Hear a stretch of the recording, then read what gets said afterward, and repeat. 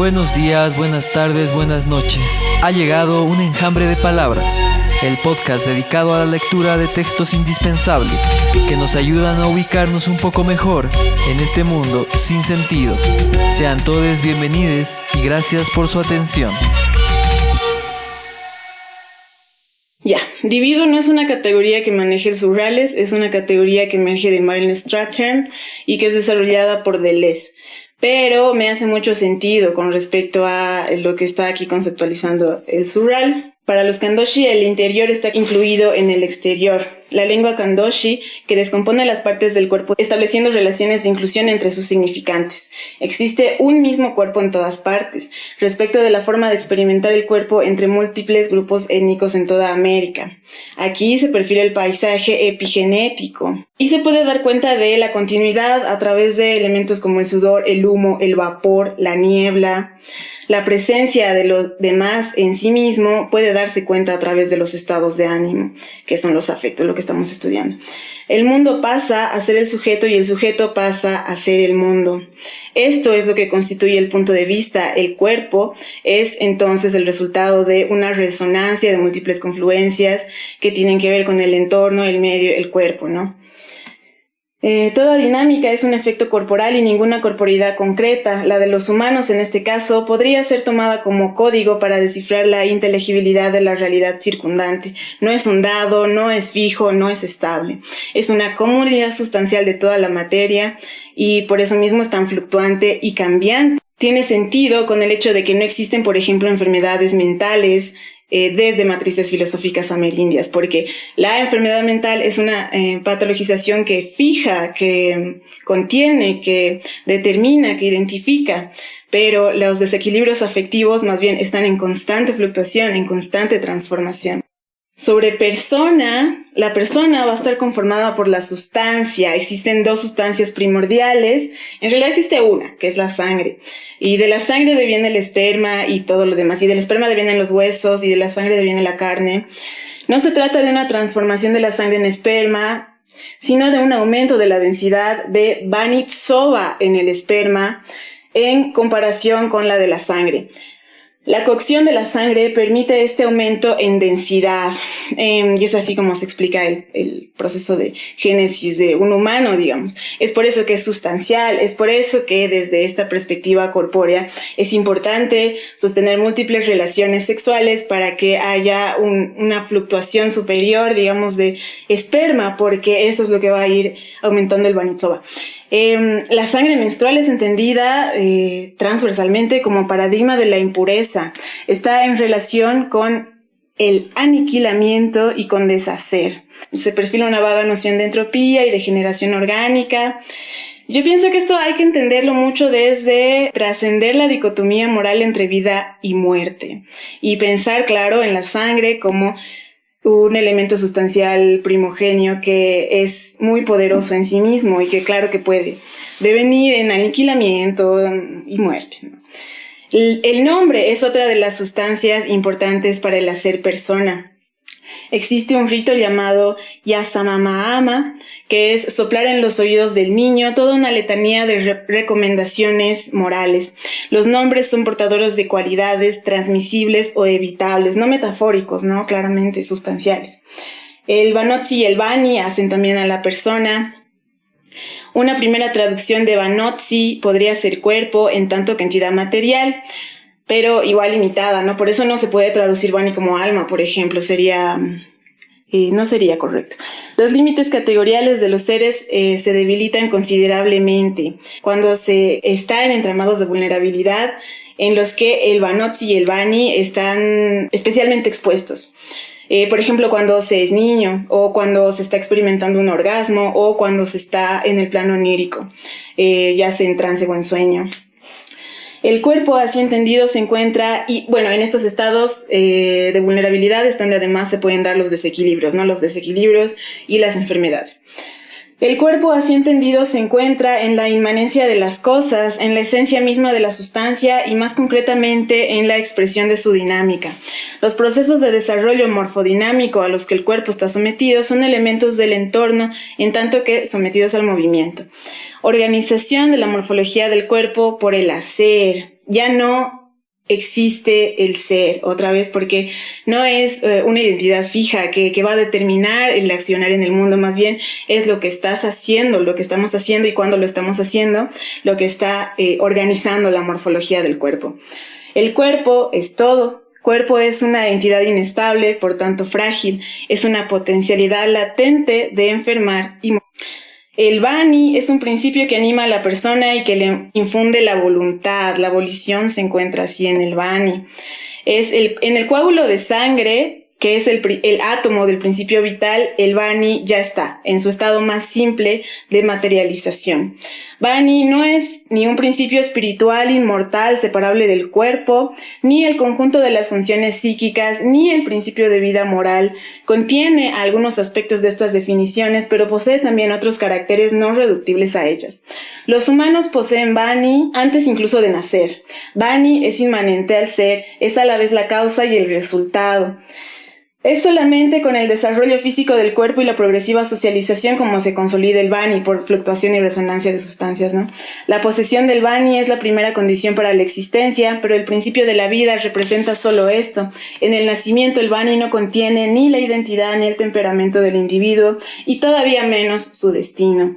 El Vani se percibe como la imagen de la persona, el reflejo de sí mismo en el agua, es un espejo o en un espejo o en una fotografía, también en la sombra.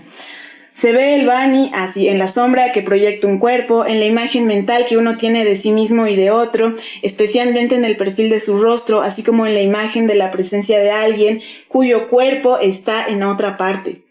Se percibe la presencia del Vani en el calor tibio que desprende la piel, en la palpitación del corazón o de las diferentes partes del cuerpo donde se manifiesta el pulso, en el olor según el estado de pureza y de procedencia. La distinción entre la enfermedad y la muerte, incluso entre la vida y la muerte, no es de naturaleza, sino de grado. En los tiempos míticos, la frontera entre la vida y la muerte era aún más tenue. Así como había lunación de muerte, había lunación de resurrección. Por eso hay una conexión especial con los humanos que están muertos. Para los Kandoshi, el punto de vista está en el cuerpo y no en el alma. Es una suerte de presencia y evanescencia y está en el marco de percepciones que definen una polaridad en un campo continuo. La predación es un elemento muy transversal en la vida y experiencia de los Kandoshi. La vida del hombre adulto es un equilibrio delicado entre moderación y furor, equilibrio que las múltiples prohibiciones que se supone protegen una identidad somática de débil consistencia permite respetar. Los procesos de reequilibrio procuran la homeostasis térmica al sujeto en sus intercambios con el mundo para mantenerlo con vida. El calor es el signo de la presencia invisible pero perceptible del Vani, por tanto se puede reequilibrar a través de otros no humanos como la planta de ortiga. La restauración de la temperatura en ese sentido es de vital importancia para la restauración del equilibrio y se puede hacer a través de humo del tabaco como sustancia compensatoria del sudor. Ahí la continuidad otra vez sustancial entre tabaco y sudor, humo y sudor. Por evaporación. Humo y sudor, sustancias son equivalentes. Calor tibio es transmisible. Se puede llegar a un estado equilibrado en el que se siente alegría de vivir, satisfacción y bienestar. No es el resultado de un desenlace feliz, esto es importante, no es que pasa algo bueno y en ese momento sentimos euforia, sino es un estado perpetuo de tranquilidad. Esto también es transversal a varias matrices filosóficas amazónicas. Se puede llegar a tener el corazón dulce, alegre y que esté curado. Se puede llegar al dominio del gran poder propio. El jaguar es el animal conocido por tener el corazón más grande, es el depredador más grande y también es quien más dominio tiene sobre sí, ¿no? Se puede llegar a tomar decisiones sin vacilación y llegar a ser una persona significativa a través de estos reequilibrios. Esto ya es de mi propia investigación, que es lo que estoy trabajando ahora en la tesis de maestría, que es más o menos lo que he ido encontrando tanto en etnografías como en el proceso de trabajo de campo. Lo que les decía, la enfermedad como tal tiene características particulares que pueden no ser necesariamente compartidas por procesos de desequilibrios afectivos. Sin embargo, un proceso de desequilibrio afectivo puede conllevar la emergencia de una o múltiples enfermedades. No obstante, la sobreexperimentación de una potencia afectiva puede ser abordada como enfermedad en sí. Este es el caso del susto, que es un caso muy particular. Así, tengo una serie de conceptos referentes a afecciones, posibles accionares o cómo están deviniendo, los posibles detonantes que devinieron en este desequilibrio y la matriz filosófica a la que pertenecen y la fuente a la que me remito, ¿no? Así, la angustia se refleja en la pérdida de la fuerza y entre los H puede deberse a la pérdida del ritual de comerse a los muertos. Matar a los compañeros es un proceso de despersonalización, es decir, llegar al homicidio, como sucede en procesos mal tipificados como psicóticos o esquizofrénicos, y tanto generar muerte hacia otro como generar muerte a sí mismo, ¿no? Esto es resultado de una despersonalización que puede ser también producto de morir y no haber sido comido. Existe una enfermedad particular entre los H, que es el Baiwa, que es la enfermedad que provoca el suicidio. La forma en la que se manifiesta es en el querer morir constantemente. Otra vez, esto se trata de relaciones interespecie mal manejadas, ¿no? Generando conflictos que luego generan los desequilibrios. En este caso es comer miel pura sin mezclarla con agua.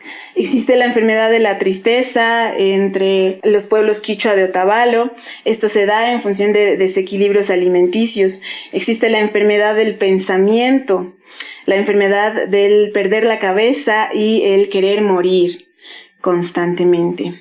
Existe el susto. El susto sí es una enfermedad. A diferencia de todos los anteriores que son entramados de desequilibrios afectivos, el susto como tal sí es una enfermedad. Que luego otros autores lo van asociando con la ansiedad, pero en mi trabajo de campo yo no encontré que en Quichua Otavalo per se hable de ansiedad como tal, haciéndose referencia al susto, ¿no? Pero sí que existe una conducta evitativa y un proceso de despersonalización. Así, por ejemplo, sí existen procesos de suicidios colectivos en Otavalo, ¿no? Entre los Panará, la sahuanca es la limitada disponibilidad intersubjetiva. Esto se manifiesta en una conducta evitativa o tímida, en inmovilidad, en no relacionarse con otros humanos, que también es como señal de que hay un desequilibrio importante sucediendo, ¿no? Porque claro, es el corazón el que está regulando al final las relaciones que estamos sosteniendo tanto con humanos no humanos como más que humanos. Y cuando no están sucediendo estas relaciones o están desequilibradas o truncadas en conductas evitativas, tímidas, de inmovilidad, pues está generando un desequilibrio, ¿no? Existe entre los huichole ataques de locura propiamente, enfermedades de las piernas y enfermedades que hacen perder el rumbo. Otra vez vemos la continuidad integral y por eso, reitero, no existe algo así como enfermedades mentales en este tipo de entendimientos, porque ya no existe algo como únicamente la mente dividida del resto del existente, ¿no? Entonces esto lo provoca un existente en específico que se llama Kieri, ¿no? Que es un más que humano, entre los huichole. Ahora, para procesos de reequilibrio, que es en lo que me he concentrado sobre todo, porque, me parece interesante. Entonces, existen lo mismo que en la anterior tabla, procedimientos, afectos, elementos. En este momento también pongo especialistas rituales, porque sí son diferentes según la matriz filosófica a la que pertenecen y otra vez las fuentes de donde voy teniendo esta información. Entonces, el procedimiento de botar el alma o botar la tristeza sí existe. El afecto es el desplazamiento del afecto conflictivo. Para ello, se desarrolla el compartimiento de la tristeza, empatía y solidaridad, pero digamos un poco más allá de eso. Empatía y solidaridad más allá de sus concepciones emocionales, simbólicas, adscritas a estas dos palabras, sino pensando más bien en una co-constitución de los cuerpos, así como decíamos. Esta es la redistribución del afecto conflictivo. Existe el alivio de la apatía y la melancolía, otra vez con los sachés, y esto se da solo una vez que logras comer carne humana. Así se desplaza la nostalgia causada por los muertos. Porque es como que se quedan ahí, o sea, las almas se quedan ahí penando y están generando un montón de desequilibrios. Por ejemplo, para los sachés es muy normal que las personas occidentales estén todo el tiempo tristes porque no se comen a sus muertos, los entierran y los dejan así como flotando, digamos, ¿no? Existen formas de transferir enfermedades y afectos por modelos de transferencia trabajando con animales, como el cuy. Se ocupa el cuy para el diagnóstico, digamos, o sea, se diagnostica en el cuerpo del cuy la afección que está experimentando el humano y se mata o enferma al cuy en lugar de al humano. Existen plantas maestras que pueden acompañar en estos entramados de reequilibrio o desequilibrio afectivo que no pueden reducirse a dicotomías morales humanas del tipo bienestar-malestar. Así tenemos muy presentes a plantas como el yagé, cuyo procedimiento de cosustancia va a ser a través de la cocción e ingestión, la ayahuasca, igual cocción e ingestión, el tabaco a través de infusión o combustión, y el tabaco que relaja, o sea, bueno, sí, hay tabaco como en polvo, hay tabaco como en agua, relaja la mente y la tranquiliza, ¿no? En infusión o combustión. Se puede llegar a una experiencia afectiva tranquila. Este es el Opatsi para los Cofán. Esta forma tranquila, simétrica y satisfactoria se da gracias a una socialidad comunitaria interna. Otra vez, las relaciones equilibradas van a devenir en afectividades tranquilas. Entre los Panará también existe una experiencia afectiva deseable, que es la elevada disponibilidad intersubjetiva. Entre los Bacaná, la ingesta de una planta específica, que es un tubérculo o sea, la bacana es la planta y el tubérculo es la parte subterránea. Esta no está solo en América, está a lo largo del mundo y cura y provoca la locura. Por eso les digo, no se puede reducir a las plantas como a la dicotomía antídoto-veneno, a la dicotomía bienestar-malestar. Está mucho más allá de eso, es un entramado relacional mucho más complejo. La datura inoxia, que por infusión o combustión es un tratamiento de enfermedades nerviosas y trastornos mentales. La chuma o San Pedro, que también cura y provoca la locura, bastante extendida aquí en provincias de la sierra. La zarzaparrilla, que es un tratamiento de afecciones de la piel y de la sangre. La sangre en relación a la piel y la respiración van a ser también elementos a través de los cuales se puede dar cuenta de los equilibrios o desequilibrios afectivos. Así, por ejemplo, afecciones respiratorias o afecciones cutáneas están señalando algo, una especie de interrelación de un tipo en particular, ¿no? El tratamiento así también es importante de afecciones respiratorias, se puede hacer a través de elementos como la copaíba, que es un vegetal, se hace aceites y bueno, una serie de cosas. Porque estamos hablando de un entramado bien complejo de afecto, ¿no? Entre los cuales también no están solo las emociones, los sentimientos y las cogniciones, están también las sensaciones y las percepciones. Entonces, aquí entra esta dilución de la dicotomía alucinación-realidad, ¿ya? Pero también existe en entramados conflictivos que pueden devenir en homicidio o suicidio, y también existen en entramados que pueden devenir en metamorfosis, que lleven más bien a un estado tranquilo, ¿no? Bueno, para reequilibrar estos procesos de intercomunicación interespecie que implica percepciones de la realidad no evidente, se pueden hacer muchas cosas. Entre ellas, un procedimiento muy tradicional es la trepanación. El trepanado de cráneo redirecciona los males anímicos y afectivos, asimismo puede tratar traumas craneales. Y otras plantas que, no siendo maestras, son vegetales que van constituyendo la vida de las personas con quienes he ido entablando relaciones en el trabajo de campo.